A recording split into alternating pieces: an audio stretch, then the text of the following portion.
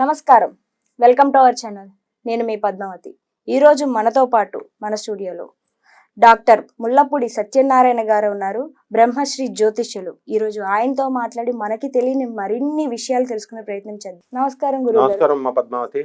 గురువు గారు, లలితా సహస్రనామమును గాయత్రి మంత్రం శపించబడింది అని అంటారు. అసలు ఎందుకని శపించబడింది, మరి నిజంగా అది శపించబడితే ఎందుకని మనం దాన్ని ఇప్పటికీ ఆచరణలో ఉంచి చదువుతూ ఉంటాం? ఏదైనా పూజ చేయాలన్నా మనం అదే మంత్రాన్ని ఇప్పటికీ జపిస్తూ పూజలు చేస్తుంటాం.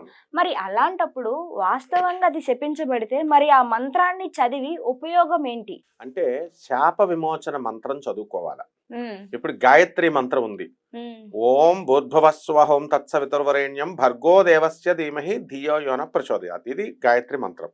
దీంట్లో 24 దేవతలు ఉంటారు, అందరికి తెలిసిందే. ఓకే, అయితే ఈ మంత్రము అనులోమ విలోమానుపాతంలో చేయొచ్చు.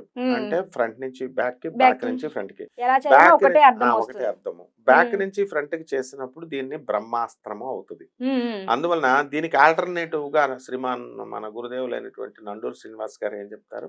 ఓం సర్వచైతన్య రూపాం తాం ఆజ్యాం విద్యాం చ ధీమహి బుద్ధిం యోన ప్రచోదయాత్. ఇది ఈ దేవీ భాగవతంలో మొదటి శ్లోకం. నేను ఫస్ట్ చెప్పాను, ఆయన దానికి అజప గాయత్రి అని చెప్పి మీకు మంచిగా ఉంటుందని ప్రజలందరికీ అందించారు. బెస్ట్ అనమాట ఇది చేసుకుంటే. ఎందుకు ఈ గాయత్రి మంత్రము శపించబడింది అంటే విపరీతమైనటువంటి ఫలితాలు వచ్చేస్తున్నాయి అందరికి, జనాలకి. కలియుగంలో ఏమవుతుంది, మనకి spiritual energy, mental energy, psychic energy అని ఉంటుంది. అంటే mental, physical and psychic. Psychic లో ఇమోషనల్ కూడా ఇన్వాల్వ్ అయి ఉంటుంది. కాబట్టి ఎవరైతే ఈ యొక్క మంత్రాలని, లలితా సహస్రం అవనియండి, గాయత్రి మంత్రం అవనియండి, ఇవి చదువుతుంటే ఏమవుతుంది, అనంతమైన శక్తి వస్తుంది. కాబట్టి శ్రీకృష్ణుడు దీన్ని గ్రహించి కలియుగం వెళ్ళిపోతున్నప్పుడు విత్డ్రా చేసేస్తాడు, చెప్పించేశాడు ఫస్ట్.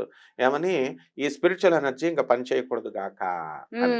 అందువల్లే అర్జునుడు ఎప్పుడైతే ఈ యొక్క శ్రీకృష్ణ స్వామి వెళ్ళిపోయాడో, పరమాత్మ వెళ్ళిపోయినప్పుడు అర్జునుడు ఏం చేస్తాడు, జగదేక వీరుడు అర్జునుడు భీష్ముడిని, ద్రోణుడిని, తర్వాత కర్ణుడిని అవ్వలేలగా ఇలా విసిరిపారేసినటువంటి గొప్ప యోధుడు కృపాచార్యుడిని తొక్కి పడేశాడు, అశ్వత్థామను అందరినీ.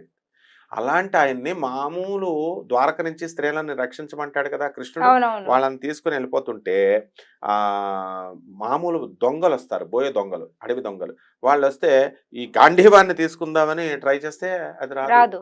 ఇదేంటి, బాణం వేస్తుంటే బాణం గుర్తు రావట్లా, ఏంటిదంతా అంటే స్పిరిచువల్ ఎనర్జీ. ఓహో, స్వామి వెళ్ళిపోయినప్పుడు దీని శక్తి కూడా అయిపోయింది అని ఆయన నిర్ణయించుకుంటాడు. ఈ దొంగలు వచ్చి అందరిని ఎత్తుకుపోతారు. ఈయన పరీక్షతో తల్లి అభిమన్యుడి భార్యను మాత్రం ఎలాగోలాగా రక్షించి వచ్చేస్తాడు. అంటే అక్కడ ఏం జరిగిందంటే, మనం కూడా అర్జునుడిలాగా, కర్ణుడిలాగా ఒకప్పుడు మనకు కూడా స్పిరిచువల్ ఎనర్జీ ఉండేది. మనం కూడా కలియుగంలో ఉన్నాం. మనము సత్యయుగంలో ఉన్నాం, త్రేతాయుగంలో ఉన్నాం, ద్వాపరయుగంలో. ఆత్మకి నాశనం లేదు మనకి. ఇంకా కొన్ని లక్షల సంవత్సరాలు పుడుతూ ఉంటాం, చస్తూ ఉంటాం. దీనికి బ్రేక్ మనమే పెట్టుకోవాలా. అందుకనే ఉద్ధరేత్ ఉద్ధరాత్మన అని చెప్పి పునరపి జననం, పునరపి మరణం, పునరపి జఠరే జననీ శయనం, ఇది అవిచ్ఛిన్నం అని చెప్పి శంకరాచార్యుల వారు ప్రయత్నించుకోరా బాబు, మోక్షం తెచ్చుకో అంటాడు. అందుకని అప్పుడు మనం కూడా బాణాలు, మనకు కూడా ఆ శక్తి ఉండేది. కర్ణుడిలాగే బ్రహ్మాస్త్రం వేయగలం, అర్జునుడిలాగే అన్ని అస్త్రాలు స్పిరిచువల్ ఎనర్జీతో చేసేవాళ్ళం. శ్రీకృష్ణ పరమాత్మ కలియుగంలో వెళ్ళిపోతూ దీన్ని ఏం చేశాడంటే మెకానికల్ ఎనర్జీగా మార్చేశాడు, యాంత్రిక శక్తిగా. అందువల్లనే మనం విమానాలు తయారు చేసుకుని ఏరోప్లేన్స్ లో వెళ్ళిపోతున్నాం, మిసైల్స్ తయారు చేసుకొని వెళుతున్నాము. ఫైరింగ్, గీరింగ్ మిసైల్స్ ఇవన్నీ కూడా రోబోటిక్స్ ఎనర్జీ, మెషినరీగా మార్చేశాడు. కాబట్టి ఇప్పుడు పాయింట్ ఏంటంటే, గాయత్రి మంత్రానికి లేదా ఈ లలితా సహస్రానికి విపరీతమైన ఎనర్జీ వచ్చేసేది. ఓ మత్స్య శ్రీ లలితా మహామంత్రస్య అని చెప్పి హయగ్రీవ ఋషి, హయగ్రీవుడు దానికి ఋషి. తర్వాత రహస్య లలిత రహస్యనామ మహామంత్రస్య అంటాం. ఇది రహస్య స్తోత్రం. ఇది అంటే అందరికీ బోధించకూడదు ఇది, ఎందుకంటే ఎనర్జీ వచ్చేస్తుంది. కాబట్టి అందరూ చేసేస్తున్నారు, మనం కూడా ఎంకరేజ్ చేస్తున్నాం. ఇప్పుడు చూడండి, ఎవరైతే ఏమండి లలితా సహస్రం తప్పు అండి, చదవకూడదండి అని అన్నారనుకో, ప్రతి ఒక్కళ్ళు తప్పులు చదివిన వాళ్ళేనమ్మా, అక్కడి నుంచి పండితులు అవుతారు. మీరు చదవండి.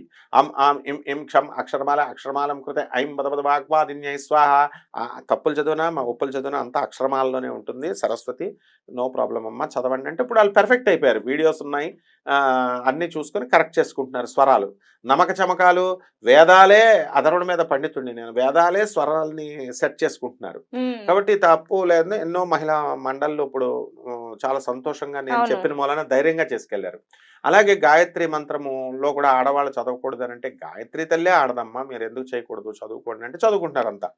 కాబట్టి లలితా సహస్ర మంత్రాల వల్ల ఏమవుతుందంటే, అక్కడ ఏమంటాడు, ఎలాగా వీళ్ళు చదవకూడదు వాళ్ళు చదవకూడదు శాపాలు అని కాదు, ముందు చదివేటప్పుడు అందరూ చదవచ్చు, అక్షర దోషాలు సరిచేసుకునే ప్రయత్నం డైలీ చెయ్యాలి. సరస్వతి లలితమ్మ కరుణిస్తుంది.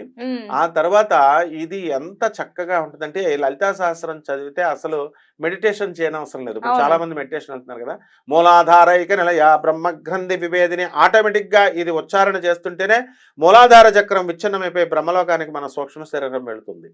మణిపూరాంతరుత విష్ణు గ్రంథి విభేదిని, మణిపూరక చక్రం విచ్ఛిన్నమైపోయి చక్కగా ఆ హార్మోన్ సిక్రెషన్ కరెక్ట్ గా అయిపోయి రెగ్యులేట్ చేస్తుంది అనమాట. చేసేసి విష్ణులోకానికి తర్వాత ఆజ్ఞాచక్రాంతరాళస్థ రుద్రగ్రంథి విభేదిని, ఆటోమేటిక్ గా ఆజ్ఞాచక్రం విచ్ఛిన్నమైపోయి చక్కగా రుద్రలోకానికి వెళ్ళిపోతాం. అండ్ ఫైనల్ గా సహస్రారాంభుజారూఢ సుధాసారాభివర్షిణి, ఈ యొక్క సహస్రార చక్రం విచ్ఛిన్నమైపోయి డైరెక్ట్ గా అక్కడ లోపల ఉన్నటువంటి మణిద్వీపంలో ఏ విధంగా అయితే అమ్మవారు వర్ణించబడిందో, సహస్ర పటాలతో సహస్ర ఈ యొక్క రేకులతో మధ్యలో అమ్మవారు అక్కడ విహరిస్తూ ఉంటుంది.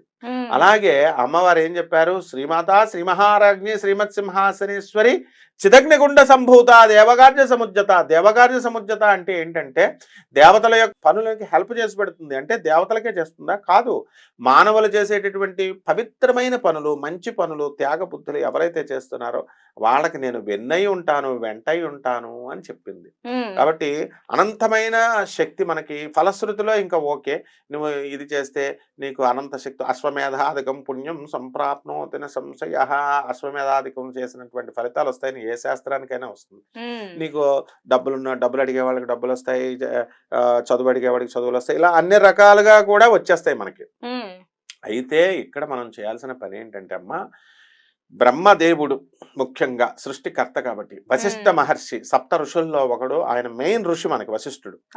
అలాగా ఈ విశ్వామిత్రుడు, ఈ ముగ్గురు కలిసి గాయత్రి మంత్రానికి శాపం పెట్టారు. అలాగే బ్రహ్మదేవుడు, వశిష్ఠ మహర్షి, హయగ్రీవర్షి ఈ యొక్క లలితా సహస్రానికి శాపం పెట్టారు. ఏంటి శాపం అంటే, కలియుగంలో మానవులు అంత ఫలితము పూర్తిగా రాకూడదు గాక అని. మరి ఈ యొక్క శాప విమోచన మంత్రం చేసుకొని దానికి ప్రొసీజర్ ఉంటుంది, గురుముఖత నేర్చుకో.